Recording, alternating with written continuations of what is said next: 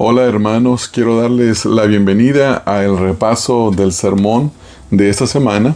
Si ustedes recuerdan, el domingo pasado estuvimos estudiando Primera de Pedro, capítulo número 2, versículos 11 al versículo número 12.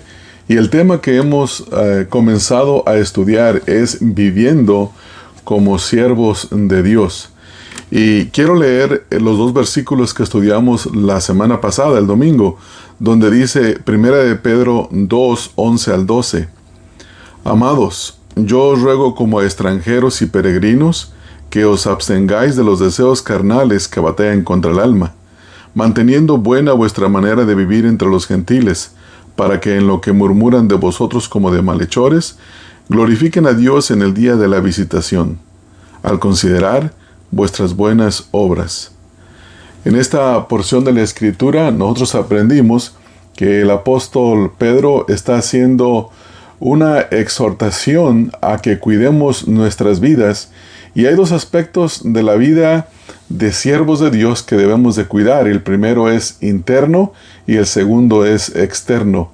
En el versículo número 11 encontramos el aspecto interno, porque dice: amados, yo os ruego como extranjeros y peregrinos, y escuche esto, que os abstengáis de los deseos carnales que batallan contra el alma.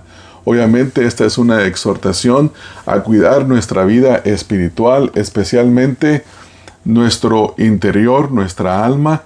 Y aquí el llamado o el ruego, la exhortación es a mantenernos lejos de los deseos carnales que batallan contra el alma. Note que en primer lugar se refiere a ellos como amados.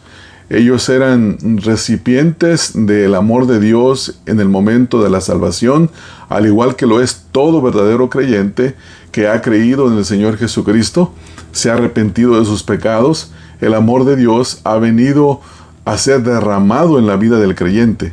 En segundo lugar dice: os ruego como extranjeros y peregrinos. La Escritura dice que nosotros estamos en el mundo, pero no somos del mundo. Vivimos en este mundo, pero nuestra ciudadanía es celestial, está en los cielos. A estos creyentes y a nosotros en el día de hoy se nos hace la exhortación, porque dice ahí, os ruego. Esta es una exhortación, es un llamado, es una plegaria a que nos apartemos, dice el versículo ahí, que os abstengáis. Esto significa mantenerse lejos, mantenerse separados de los deseos carnales. Los deseos carnales son descritos por ejemplo, en Gálatas capítulo 5, versículo 19 al 21. Hay una lista de deseos de la carne, y dice que estos batallan contra el alma, es decir, que hacen guerra contra nuestra alma. Por esta razón debemos de abstenernos de ellos. Un creyente que se ocupa en sus deseos carnales y que no se abstiene de ellos, está siendo atacado permanentemente en su alma por esos deseos que causan una destrucción interna. Por eso aquí el llamado es a abstenerse de ellos. Los verdaderos creyentes, hermanos, entonces, vivimos una vida de abstinencia de los deseos carnales. ¿Por qué razón? Porque si no lo hacemos, estos destruirán nuestra alma. En segundo lugar, noten el versículo número 12. Hay un llamado, dice: manteniendo buena vuestra manera de vivir entre los gentiles. Este es un llamado al buen testimonio, una exhortación a vivir vidas de buen testimonio ante un mundo hostil de incrédulos que nos llaman malhechores. A los creyentes a quienes Pedro estaba escribiendo se les había acusado de terrorismo, de haber incendiado la ciudad de Roma. Se les acusaba de paganos, es decir, que no creían en ídolos. Se les acusaba de inmorales porque tenían afecto entre los unos y los otros. Y se les acusaba también de canibalismo por el rumor que se corría de la cena del Señor.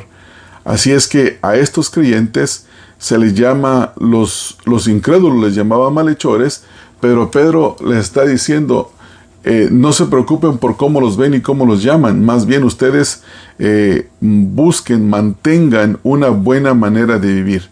La palabra buena aprendimos que tiene que ver con todo aquello que es bello, ordenado, de buen nombre, aquello que es gentil, aquello que es agradable a las personas. Una vida cristiana agradable es la que se debe de mantener ante los incrédulos. Ahora dice el versículo, para que en lo que murmuran de vosotros como de malhechores. Esto lo sabemos porque aún así lo hicieron en contra del Señor Jesucristo.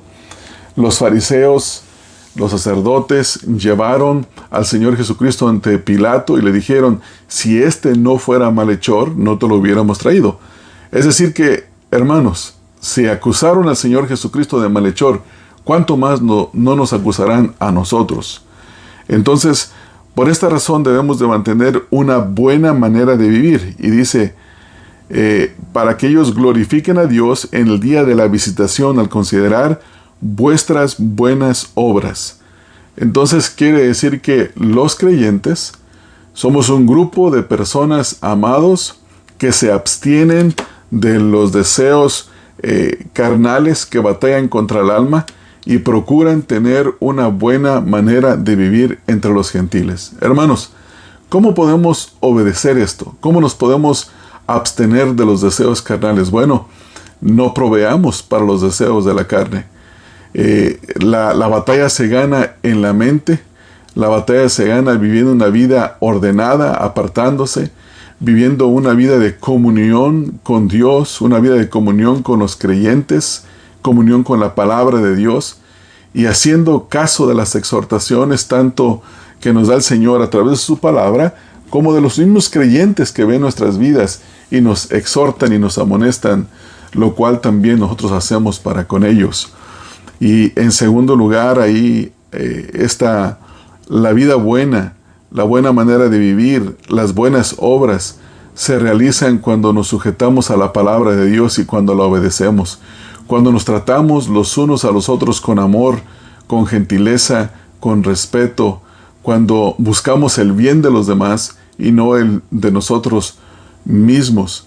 Así es que esta porción de la Escritura nos manda vivir como siervos de Dios, en primer lugar, al abstenernos de los deseos carnales y en segundo lugar, a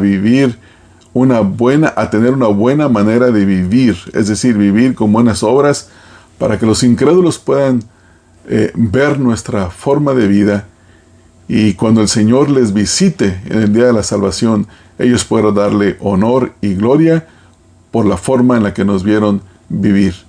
Hermanos, esto ha sido un breve repaso del sermón de la mitad a la mitad de la semana. Que el Señor les bendiga y hasta la próxima. Dios les bendiga.